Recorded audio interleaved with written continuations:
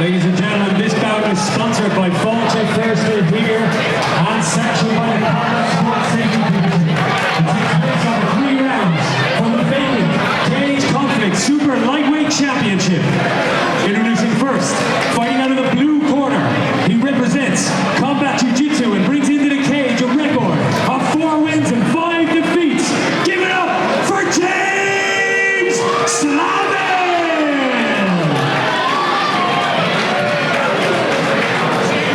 Standing across the cage in the red corner, he represents Fight Academy Ireland and brings into the cage a perfect record of 3 wins and no defeats.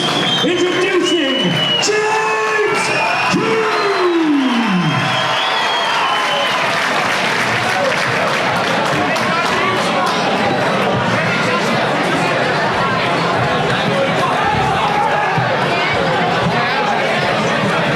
James Slavin back in here in the white trunks after 1 week since his last bout.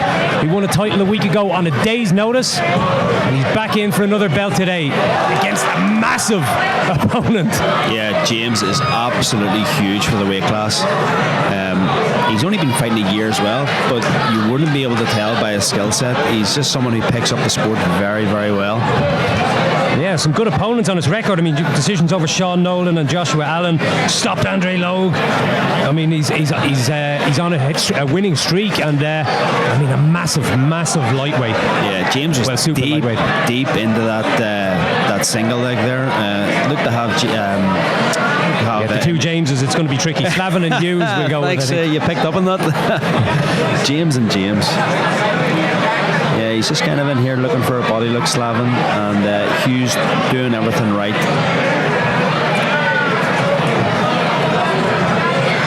Yeah, he was supposed to be fighting competing in a grappling match on Real Fighting Championship last weekend. On the day before the show, stepped in to fight for the belt, managed to win over a very, very strong opponent, and here he is again a week later. You love to see it.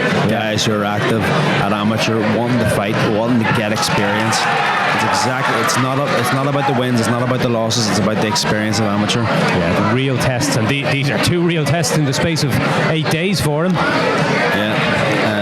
Hughes has turned it here. He's got Slavin against the cage, landing some knees. They were nice knees, head control.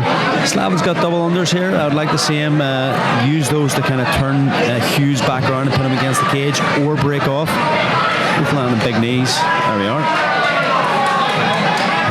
No one's really able to establish a dominant attacking position just yet. Yeah, Hughes tried the judo throw there, but you need to really have the person's hips underneath you. It's going to be hard when you're almost like 6'3" lightweight to kind of get under someone's hips, but he'll try it nonetheless. Yeah, it comes with having a larger frame like that, comes with certain advantages, but then certain disadvantages like the one you just mentioned. Yeah. Referee watching very closely at these knees and also at the grip, possibly on the glove. Yeah, Hughes there was just trying to chin strap Slavin to peel him off, but Slavin was deep into that single leg. It wasn't the right time to do it, and now Slavin is taking advantage of this. Has Hughes down, but Hughes starting to get back up to his feet. It's almost a bit of a stalemate here, this fight. Yeah. Both guys jostling for position, but Slavin now trying to maybe take the back as Hughes getting back to his feet. It's going to be a very close round to score for the judges, really is, and as you said, almost like a stalemate. They're going to be scoring it, picking the bones out of some of the tiny details in that one. I mean, you could see it given either way. Yeah, not really a lot in it, and both guys nobody's really making a mistake. Sometimes with these amateur fights where they're 3-minute rounds, guys are doing the right things, but the position, 2 mountain attacking.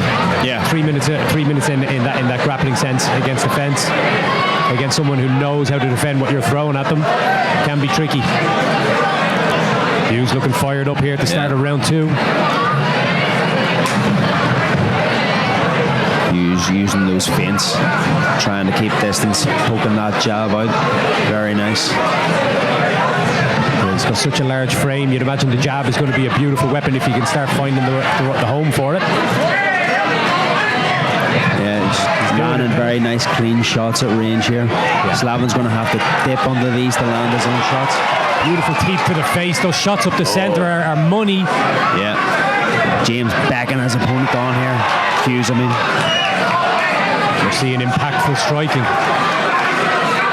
Yeah.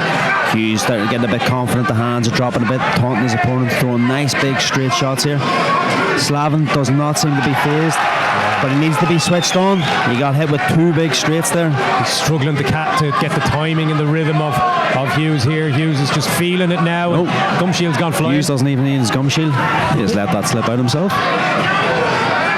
What I'm liking about Hughes is his range control. Yeah. He's not going back in straight lines. He's coming back, changing stance. That was a lovely entry from Slavin there. And he needed it. He needed it because he was eating shots.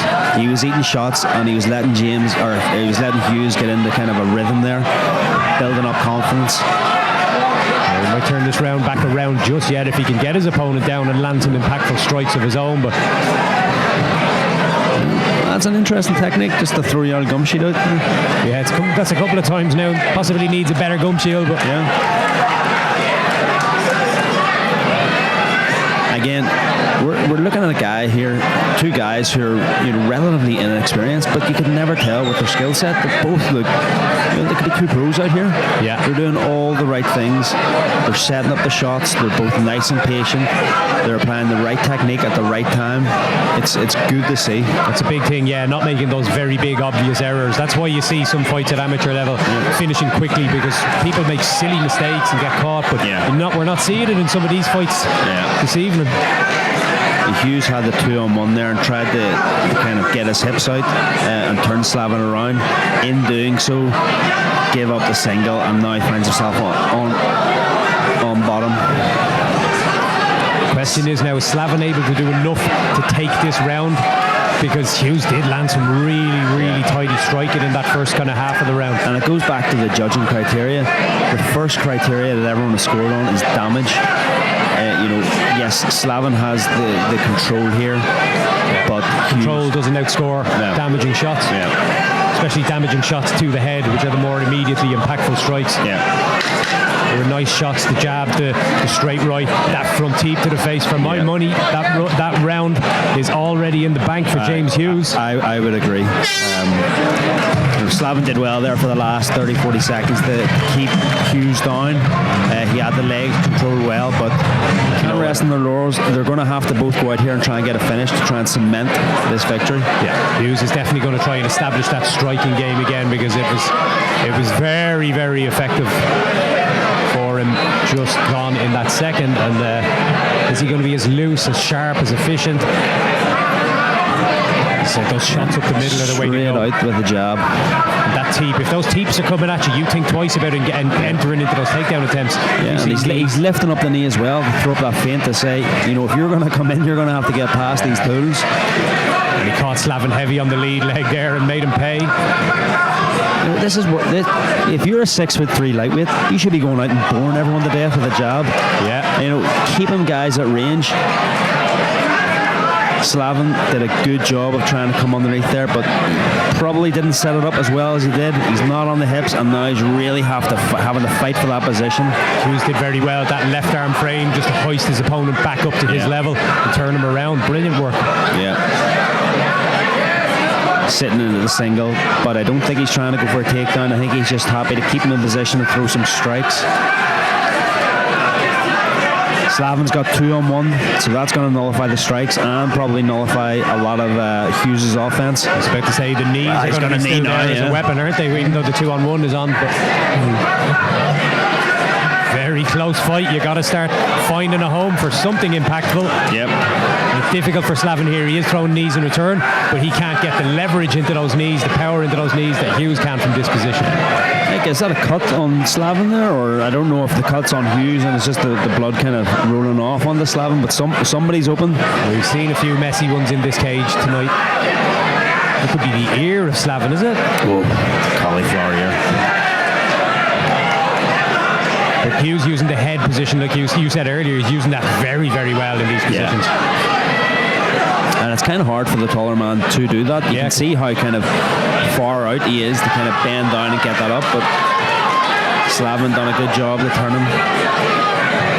I want to see Slavin do a bit more work to try and get Hughes down to the ground here. Yeah, just here exchanging knees possibly might not be enough to swing the round. He needs to be a little more decisive, you would imagine, but this fight is a grind for both fighters. I mean, you know, Joe, how exhausting these exchanges are. Yeah, these are tough fights to have, and it's good for both fighters to have this type of fight earlier in their amateur career, so they can learn the lessons from it. What went well, what didn't go well, what could they have done a bit differently. It's a great experience for both fighters.